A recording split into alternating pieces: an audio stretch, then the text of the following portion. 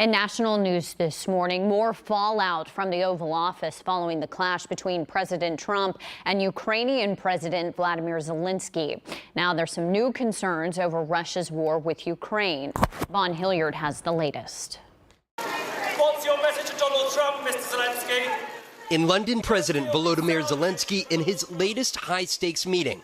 This with British Prime Minister Keir Starmer. We count on your support, and really, we're really happy that we have such partners and such friends. The meeting coming on the heels of Friday's unprecedented Oval Office on-camera diplomatic meltdown between Zelensky and President Trump. You don't have the cards right now. With us, you start having not cards. Cards. Right now, you don't. You're playing cards. Mr. President. You're playing cards. Serious. You're gambling with the lives of millions of people. You're gambling with World War III. You're gambling with World War III.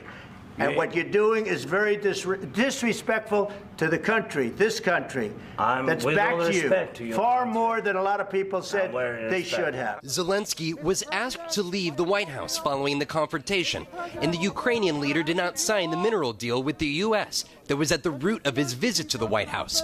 An administration official now telling NBC News that direct negotiations between the Trump administration and Ukraine are on hold. Secretary of State Marco Rubio taking to television last night to add to the administration's derision of Zelensky. Don't come here and create a such scenario where you're going to start lecturing us about how diplomacy isn't going to work. But in London, the Ukrainian president, who has been leading his country's war with Russia since Vladimir Putin chose to invade Ukraine more than 3 years ago, a more welcome reception.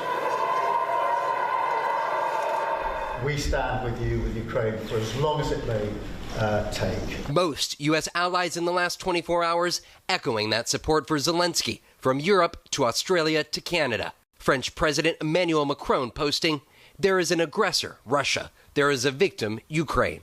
Others urging Ukraine not to turn away from the U.S.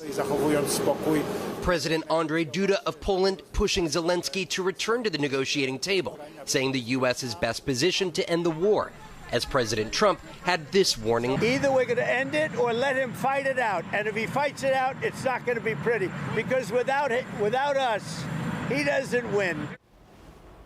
Now, that was Vaughn Hilliard reporting. In the meantime, the leaders of Poland and England will host a summit for European leaders today about their own strategy towards ending Ukraine's war with Russia.